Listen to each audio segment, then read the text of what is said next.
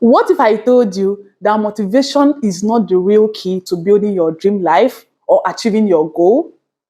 What if I told you that motivation is actually overrated? On this video, I will show you how your environment is the true game changer to building lasting habits. This part is really personal to me because I'm someone that actually rates motivation 100%. I think big of motivation. I believe in motivation. I spend my time watching videos, listening to talks that is going to motivate me. But it struck me hard after reading this part of Atomic Habits. And I find out that I have been doing it all wrong. I've been doing it the wrong way. And today I'm going to share all those with you and explain everything in a way that you understand why motivation is actually overrated. Hi everyone, welcome back to Mindful Moment with EJ. I'm Ezinne Juliet, and today we are going to be diving deeper into the part 2 of Atomic Habits, which explains the first law of Atomic Habits, which is make it obvious. We've already introduced the video in our previous videos. That is the introducing the power of Atomic Habits and actually introducing the 4 laws of Atomic Habits, which is make it obvious, make it attractive, make it easy, and make it satisfying. So today we are going to dig deep into the first law, which is make it obvious. Now, you want to build new habits for yourself and you want to break old habits. What are you doing to, change that? What are you doing? You don't need to underrate habits. You don't need to think low of habits because habits are actually powerful. You can build a habit for yourself to the extent that it becomes automatic. You just do it even without knowing. Sometimes I've met people, not that I've met people, I myself is actually a victim of this. I tell people that this is who I am, this is how I am, you have to, get used to that. I'm not just the one that have been doing it. I've seen so many people that, they tell you their bad habits and they tell you that it is them, they cannot do anything about it. This is them. There's nothing they can do about it. I'm here to shock you that anything you want to change in your life can be changed. Your habit is what actually makes your identity. Your habit is what actually builds your mindset. So you cannot keep convincing yourself and keep telling yourself that this is who you are. If that is who you are and you don't like it, you have to change it. With everything that James Clear explained on his book, Atomic Habits, there is no identity that you cannot change. There is no habit that you cannot change.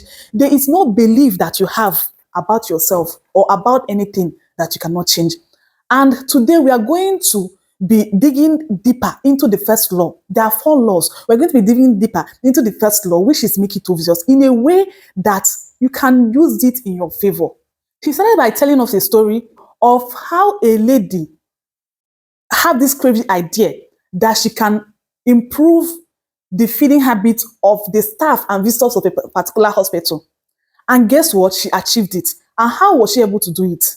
She went to the canteen where these people buy their things, buy their food, buy their drinks, and she convinced them to take all the healthy foods and keep on the display where it is very obvious, where everybody is going to see it, to be there as a cue, to be there as a trigger. Once they come, that is the first thing they're going to see. And those other unhealthy ones, hidden, maybe the drinks in the freezer or somewhere that they're not going to see it, they're going to request for it before you give to them. And in 3 months, the consumption of the healthy food increased up to 50%, and the consumption of the unhealthy food reduced up to 20%. She never talked to anyone. She only worked with the people that sell those things. So the first thing that you need to do when you want to change a habit or when you want to build a habit is to be aware. You have to be aware. You have to be conscious. You have to know. If you don't know, how are you going to achieve what you want? It is only when you know and plan towards that you will stick and know what you need to do and when you need to do it. That is the truth. That is the trick. He let us understand that we should be conscious of the cue that triggers us to do some things that we want to build or we don't want to build. Make the cue obvious. Now, there are so many things that can stand as a cue that can stand as a trigger for you, depending on what you want to build. But the most common cue is time and location. He introduced us to what is called the habit scorecard. This is where you write everything you want to do. For example, what you want to do tomorrow. Today you can write it out. This is what I want to do. This is what I want to do. Introduce also a simple strategy that will help us achieve this, which is I will behavior at time in location. For example, I will exercise for an hour at 5 p.m.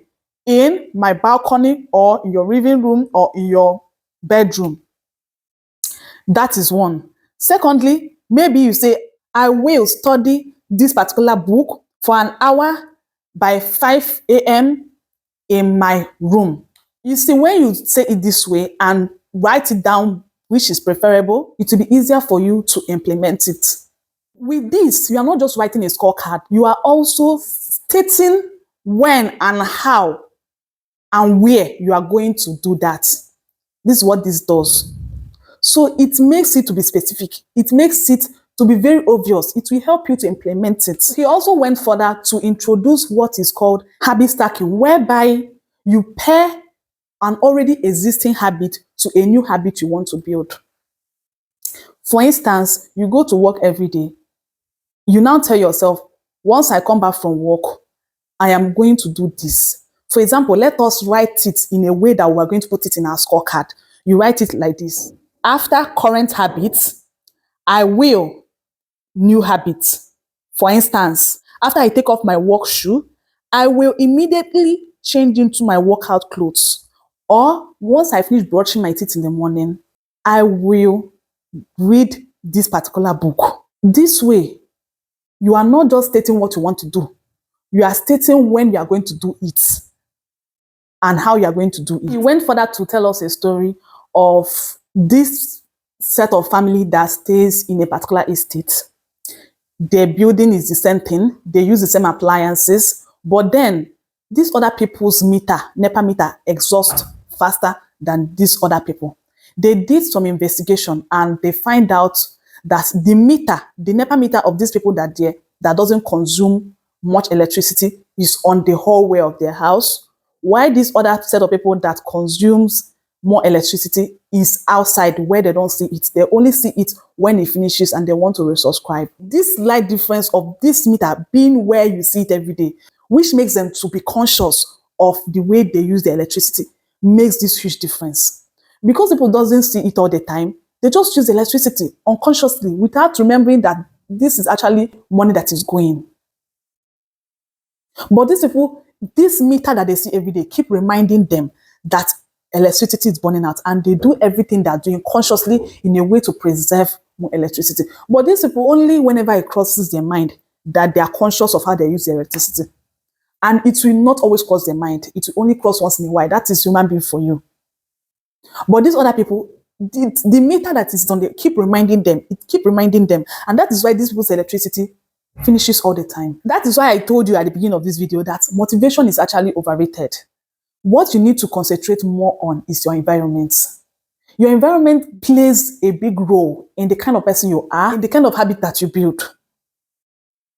That is what Claire is trying to tell us here. That if you want this, go for this. For example, now, I want to start working out. I want to read more. Set up your environment in a way that it is going to favor the habit that you want to build. Because whether you like it or not, environment is the invisible hand that shapes human behavior. So you have to design your environment in a way that you are in control, that you are the architect of your life and not a mere consumer of your life. Think about it. So if you want to make a habit a big part of your life, you have to make the cue a big part of your life. You have to make the trigger a big part of your life. As time goes on, a single trigger will no more be the only cue that makes you to do something. The whole context, the whole environment becomes a trigger for you. Let me use myself as an example. I like to read books, but then there are so many things that are distracting me from doing it, especially when you have a little baby with you. You are always doing this or doing that. And even the slightest opportunity that you have, you might decide to do something else that is not really that important.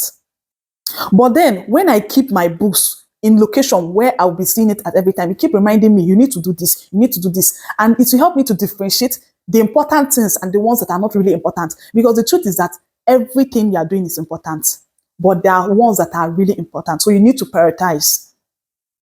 Secondly, if you are one that always sleep in your bedroom as a whole becomes a queue for sleeping.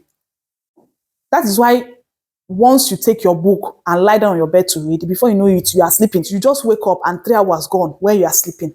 Why that is not the reason why you lay down there.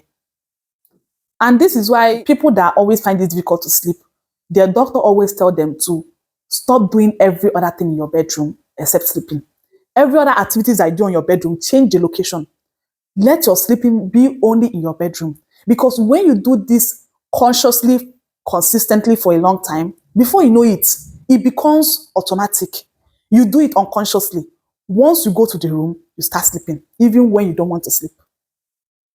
So building a new habit initially, it is not easy. That is why you have to help yourself by making every cue, every trigger obvious. Don't deceive yourself by telling yourself that this is who I am, I can't change it. This is who I am. That is for bad habits. This is who I am, I can't change it. There's nothing I can do about it. There is actually something you can do about it. It's just that you've not decided to do it. You need to take charge of your life, be the architect of your life, be in control of your life. Don't depend on motivation. Don't depend on self-control. It is easier to avoid temptation than to resist it. You drink too much, you want to stop drinking. Stop going to where we make you to start feeling like or having the urge to drink. There are so many people that we know that once they're in their house, they can't drink. That because their house is not really like they've built that mindset in their head. It's not like they don't have drinks in their house. It's just that their mind is already set up in a way that once they're in their house, they can't even think about drinking. But once they're with those their friends that they always drink with, they start having the urge to drink. Or when they are in a social gathering or anywhere that they go out to, enjoy themselves, they start having the urge to drink and they don't want to drink. So is it not easy for you to control yourself and be in the environment where you won't remember to drink, or you go to that place that will make you to start having a strong feeling or urge to drink? See, whether you like it or not, you cannot consistently stick to positive habits in a negative environment. It is not possible. You can only do it for a short period of time. But what we are talking about here is long-term change. It's not something that you do for 1 month and you are back to your usual. No, we're talking about long-term. So that is what this part of Atomic Habits by James Clear is actually telling us. Be in charge. It's your life. It's nobody's own. And there's no time. There's no time. Especially if you're in your 20s. This is the time you have to be serious with everything that you're doing. Everything that you're doing is important. It matters. If you want to get rid of bad habits, cut it out from the source. Reduce exposure to the cue that causes it. For instance, if you can't get any work done, leave your phone. Leave your phone in another room. If you continue feeling like you are not enough, stop following social media accounts that trigger jealousy or envy. If you are wasting too much time watching television, move the TV out of your bedroom. Because some of us, there's television in all our bedroom, there's television in your living room. Everywhere you go, you start watching television, you forget what you came there to do. Move it away. Leave it only in your living room. If you are spending much money buying weird jewelry, gadgets, quit watching status or posts of people that are selling those things. If it's watching them that actually make you to think of buying it, then stop watching their status. Remove them from the people that you are seeing their status. Remove them from the people that you are seeing their posts. Set up your social media in a way that it is favorable to you, not in a way that it damages you. This practice is an inversion of the first law of behavior change. Rather than make it obvious, you can make it invisible. These simple changes are very effective. Remove a single cue and the entire habit often fades away. Self-control is short-term strategy, not long-term one. You can resist temptation once or twice, but unlikely to override your desire every time. That is why we are human beings. So instead of summoning new dose of willpower or self-control each time you want to do the right thing, Your energy should be better spent in optimizing your environment. This is the secret of self-control. Make the cue for good habits obvious and the cue for bad habits invisible. To wrap things up, remember that a little change in your environment can actually make a huge difference in your behavior over time. So you need to take charge of your habits, take charge of your environment, be in charge of your environment, design your environment for success, be the architect of your environment and not a mere consumer, build self-control to do this instead of building self-control to resist temptation, which is more difficult. What we are talking about is long-term and not short-term. If you find this video valuable, do well to click the like button and also click the subscribe button so that you'll be seeing more videos from Mindful Moments with EJ. Remember that what we do here is reviewing powerful self-help books from amazing authors. So if you want to get more valuable tips from powerful self-help books, also click the notification bell so that you'll be notified whenever we drop new videos. On our next video, we are going to dive deeper into the second law of atomic habits, which is make it attractive. If you've not watched our previous video, do well to click the link above and also watch the first video of the review of atomic habits. Thank you very much for watching this video. See you on my next video and remember that every mindful moment counts. Thank you. Bye.